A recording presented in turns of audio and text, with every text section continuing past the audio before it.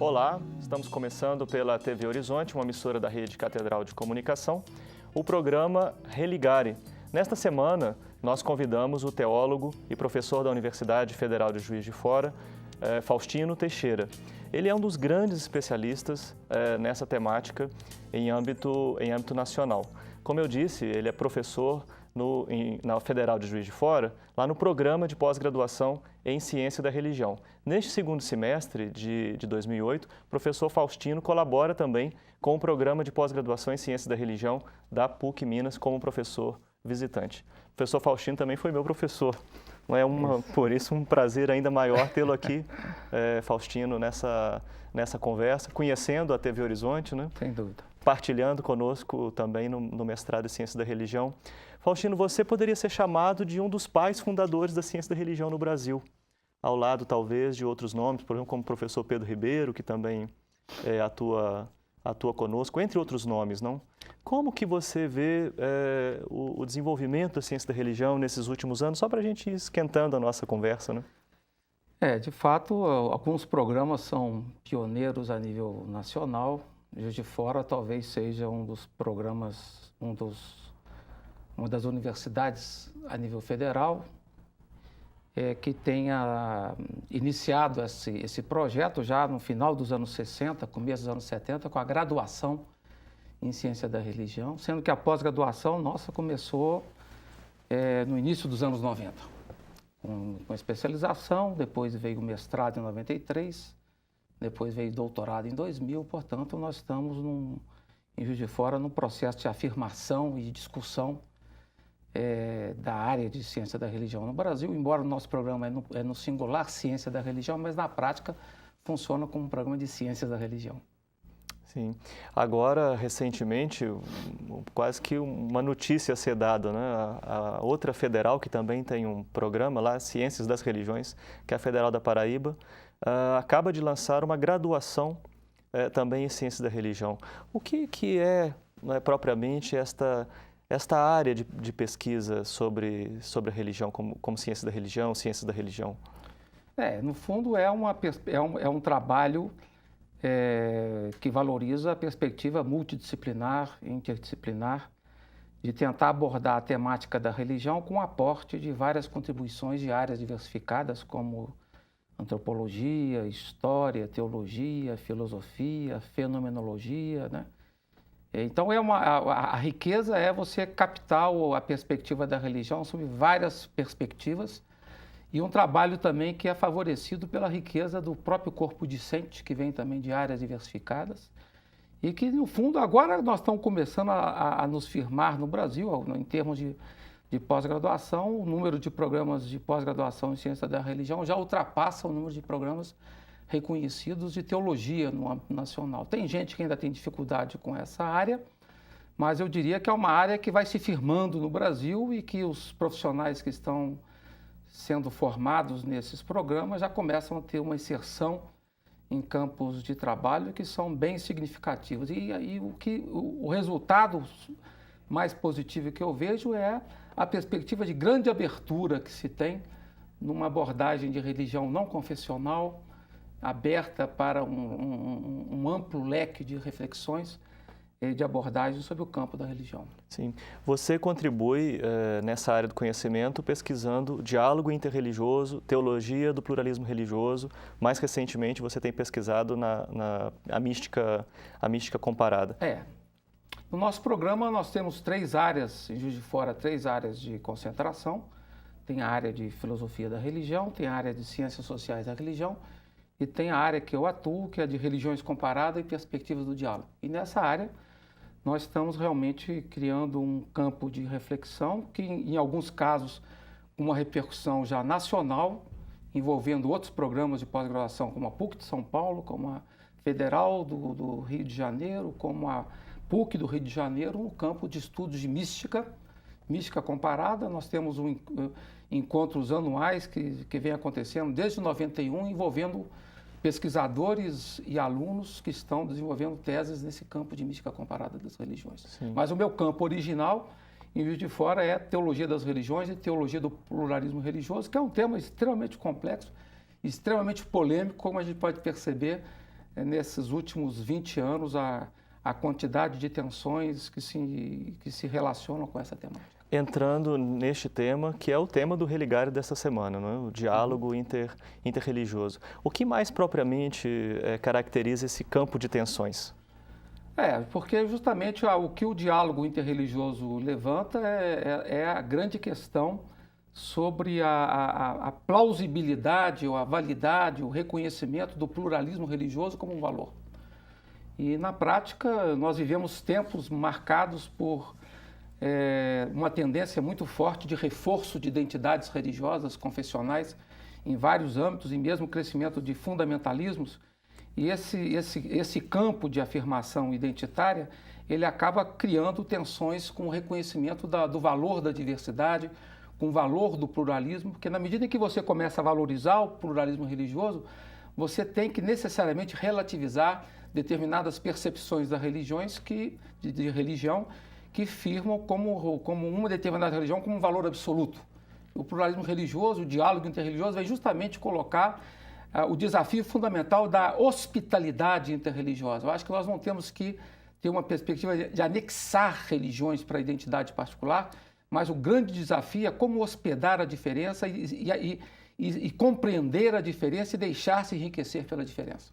A acusação de relativismo ronda esse debate? Tanto a acusação de relativismo é uma das mais fortes, como a acusação de indiferentismo religioso. A gente vê na conjuntura, por exemplo, em âmbito do catolicismo internacional, mesmo no campo das igrejas evangélicas pentecostais, ou evangelicais ou pentecostais, há uma preocupação muito grande de que o reconhecimento do valor do pluralismo estaria acabando relativizando o valor fundamental e absoluto de certas identidades religiosas.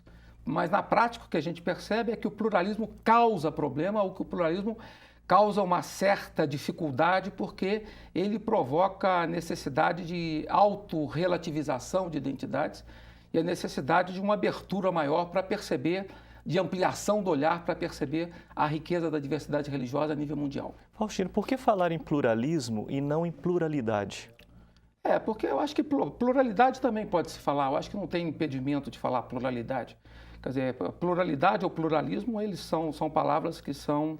Esse ismo não quer dizer... Não necessariamente, né? A questão toda, o grande desafio é que nós percebemos a nível mundial um reconhecimento de uma diversidade religiosa que está aí, que a gente vê, por exemplo, são 1 bilhão e 300 milhões de muçulmanos a nível mundial, mais de 700 milhões de hindus, mais de 500 milhões de budistas, na América Latina e a nível mundial o crescimento pentecostal que é espantoso, impressionante, e isso leva necessariamente a uma reflexão nova que desenvolve também, que provoca também as ciências da religião e também de forma particular a teologia para como lidar com essa pluralidade. Será que essa pluralidade deve ser reconhecida apenas como um fato conjuntural, problemático, ou expressão da dificuldade de percepção da verdade, ou não se deve provocar um campo novo de reflexão para perceber a pluralidade como um valor que deve ser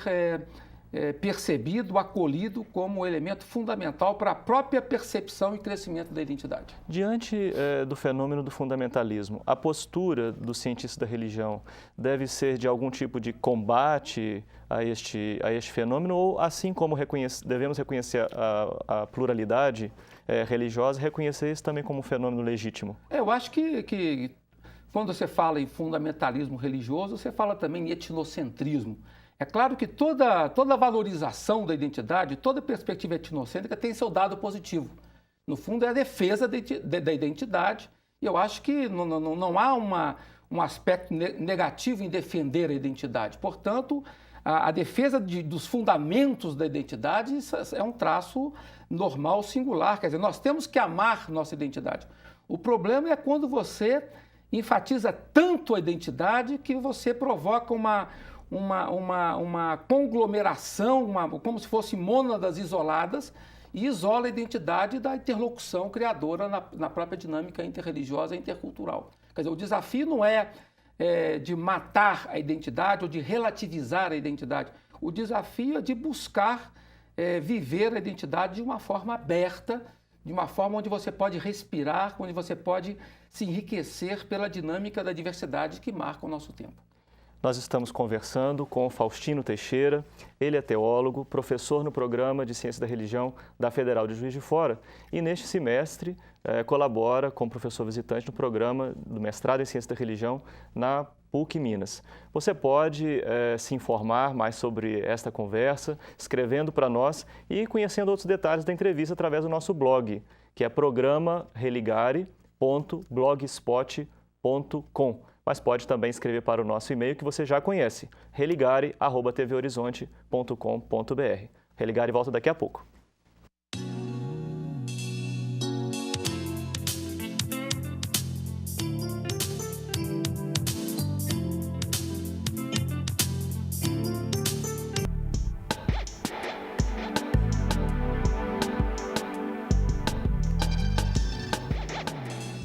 Estamos de volta com o Religare. Nesta semana, nós conversamos sobre diálogo interreligioso. O nosso convidado é o teólogo Faustino Couto Teixeira. Ele é professor na Universidade Federal de Juiz de Fora, do programa de Ciência da Religião, e também colabora aqui em Belo Horizonte, na PUC Minas, com mestrado em Ciência da Religião neste semestre, de segundo semestre de 2008. Eu disse no final do primeiro bloco que você pode participar e agora ficar sabendo com antecedência sobre o programa da semana seguinte, através do nosso blog, programareligare.blogspot.com. O nosso e-mail continua valendo para você enviar também mensagem, mas você pode entrar através do blog. Faustino, nesse cenário do diálogo, desafios não faltam. Né? Dentro daqueles 3 modelos, né, você me avalia se eu aprendi direitinho, do eclesiocentrismo, do cristocentrismo e do pluralismo. Dentro desses 3 modelos, onde é que se localizam os problemas e as facilidades para o diálogo interreligioso? Isso aí é difícil responder rapidamente essa questão. É uma temática ampla. É uma temática muito complexa. Grande parte dos teólogos que se posicionam nesse campo, a gente fala mais, talvez, exclusivismo, inclusivismo e pluralismo. Grande parte dos teólogos se situam mais dentro da perspectiva inclusivista, que na prática é uma perspectiva teológica que valoriza as outras tradições religiosas, mas que tem muita dificuldade de entender a perspectiva salvífica das religiões desligadas da singularidade de normatividade, constitutividade de Jesus Cristo como Salvador universal, no campo da reflexão da teologia cristã das religiões. Então, as perspectivas que arranham com essa perspectiva da constitutividade de Jesus, que são os teólogos que se posicionam mais na linha pluralista das religiões, aí as tensões começam a acontecer. Mas, no fundo, a grande questão é como você valoriza uma determinada tradição religiosa, mas permanecendo capaz de perceber a riqueza e a presença do mistério em outras tradições religiosas também. Essa, você disse, né, uma grande maioria... No inclusivismo. No inclusivismo. O pluralismo, como que você avalia essa perspectiva pluralista? Porque não tem uma perspectiva pluralista, você tem várias nuances, quer dizer, as margens entre a gente pode ver dentro da própria perspectiva inclusivista. Hoje você tem 3 perspectivas. Você tem uma teologia do acabamento, que falam que as religiões têm valor, mas têm que ser rematadas, têm que ser acabadas com o enriquecimento do cristianismo. Você tem uma perspectiva mais de corte raineriano, que reconhece as outras religiões como religiões sobrenaturais, marcadas pela presença da graça, da força salvífica. E você tem hoje uma perspectiva da teologia, do inclusivismo pluralista, quer dizer, são autores católicos ou protestantes, né, que reconhecem a importância fundamental da normatividade de Jesus, mas que acham que você tem que se abrir para entender de forma mais positiva o pluralismo de princípio. Então você tem nuances dentro do inclusivismo, você tem nuances dentro do pluralismo e as margens ficam um pouco... É difícil você traçar uma uma diferença tão radical entre o inclusivismo mais arrojado e o pluralismo mais cauteloso. Você tem perspectivas dentro do pluralismo muito diversificadas. Você tem um John Hick, que é mais radical, você tem um Paul Nitter, que é mais matizado, né? Você tem atualmente um grande teólogo jesuíta americano, Roger Haidt, que vai numa linha bem próxima do pluralismo, mas que mantém o valor e o significado de Jesus de forma bem particular. Sim. No âmbito dessa disciplina, Teologia do Pluralismo Religioso, o que constitui essa disciplina? Essa disciplina, na prática, você sempre trabalha a partir de uma inserção religiosa particular. Como eu sou um teólogo católico, eu tento trabalhar nessa disciplina como que a tradição católica, ao longo de toda a sua história, ela foi se posicionando com respeito às religiões, tanto o magistério católico como a teologia católica. Então, na prática, é uma disciplina que tenta desenvolver a contribuição da reflexão teológica nesses três âmbitos, né? No âmbito do exclusivismo, como se posiciona a perspectiva teológica exclusivista, no campo do inclusivismo, com as suas nuances diversificadas, e os desafios atuais do pluralismo religioso, que começa também a ter uma incidência forte na América Latina, com alguns teólogos importantes que estão trabalhando nessa perspectiva. Sim. Do pluralismo, ou dessa discussão sobre o pluralismo religioso, da diversidade religiosa, do diálogo interreligioso, à mística. Né? Como é que se operou, né, na sua pesquisa essa passagem? Porque a perspectiva mística, no meu ponto de vista, é a perspectiva mais substantiva para poder entender a abertura ao pluralismo religioso, no meu ponto de vista. Porque a perspectiva mística coloca o seguinte desafio: na medida em que você aprofunda a sua própria tradição, chega um determinado momento que você começa a perceber a relatividade dessa própria tradição diante de um mistério muito mais amplo que também habita e que também está presente em outras tradições religiosas. Ou seja, a mística, ela não significa um distanciamento da tradição, mas ela provoca um tal aprofundamento da tradição que ela é capaz de perceber a presença do mistério no fundo, e não só no fundo da tradição, mas no mistério que também acompanha a dinâmica de aprofundamento de qualquer tradição religiosa. Sim. Eu acho que é a melhor pista que eu encontrei até hoje para trabalhar uma abertura religiosa para o pluralismo religioso é a perspectiva mística. Todos os grandes místicos foram pessoas profundamente marcadas por uma hospitalidade interreligiosa. E é curioso, interessante perceber, todo aquele que aprofunda mais sua tradição tem mais condição de avançar no diálogo interreligioso. Mas o aprofundamento da tradição provoca tensões com a própria tradição, na medida em que ele levanta uma liberdade religiosa muito particular de poder perceber que o mistério é sempre maior. Sim. O mistério é sempre maior que todas as formas conjunturais que as religiões tentam traduzi-lo na própria prática histórica. Sim. Há sentido em falar em mística comparada nesse sentido? Mística comparada das religiões ou mística interreligiosa. O próximo volume da coleção Pelos Muitos Caminhos de Deus, organizado pelo Virgílio Tomita e Manuel de Barros, vai ser justamente da perspectiva da mística interreligiosa e diria até de uma teologia interreligiosa. Mas a mística por si só já é essa abertura. Todo aquele que está trabalhando mística, seja no âmbito cristão, seja no âmbito judaico, seja no âmbito hindu, seja no âmbito do budismo, ou coisa que o valha, percebe que há uma grande proximidade, né, entre a experiência religiosa. Talvez a forma mais profunda de diálogo interreligioso é a forma que envolve a experiência religiosa, e justamente a forma do aprofundamento da experiência religiosa vai perceber uma dinâmica de confraternidade profunda entre as tradições, que você vai ter até dificuldade de perceber de onde esse místico está situado. Sim. Se é na tradição sufi, se é na tradição cristã, se é na tradição zen budista, porque no momento em que você está vivendo a profundidade da experiência religiosa, a proximidade é muito grande. É igual você imaginar um círculo. Se você se aproxima pela superfície, as distâncias são muito grandes.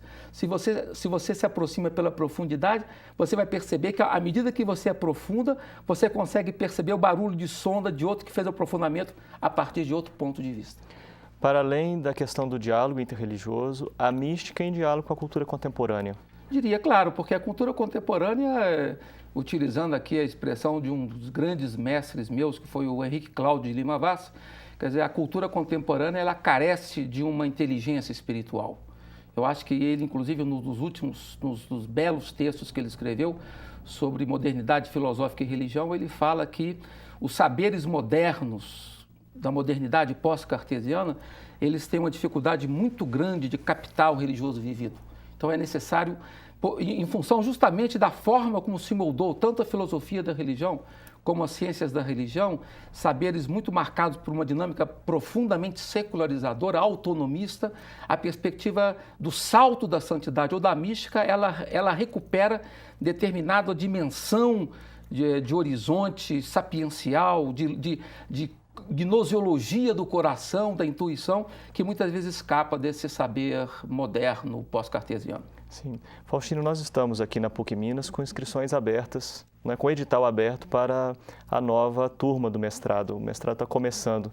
Você que colabora esse semestre como professor visitante, como é que você percebeu, né, esse ambiente da ciência da religião na PUC Minas, no curso que você está dando aqui? Eu acho não só tem que reconhecer a riqueza do corpo docente do programa aqui em Belo Horizonte, que são todos amigos, conhecidos, ex-alunos e companheiros, como no caso do Pedro Oliveira, que trabalhou muitos anos comigo na fundação da pós-graduação Juiz de Fora, e me encantou muito também o corpo discente, os alunos, no primeiro contato que eu tive com os alunos, isso aí é um período muito puxado de curso que eu estou dando. São alunos extremamente interessados, que acompanham as aulas com muito interesse e que mostram um pouco essa perspectiva da ciência da religião no Brasil. Eu acho que vale a pena você trabalhar com alunos que vêm desse horizonte. Faustino, agradeço muito a sua disponibilidade, a sua participação. Agradeço também por você ter escolhido participar conosco desta conversa. Sobre esse edital que eu falei, da seleção para a nova turma do mestrado em Ciência da Religião, as informações estão em nossa página na internet, www.pucminas.br/ppgcr. Mas nós podemos atendê-lo também por telefone, 31 é o código de Belo Horizonte, 3319-4633, de 14 às 17 horas. O Religare vai ficando por aqui. Um abraço muito cordial e até o próximo programa.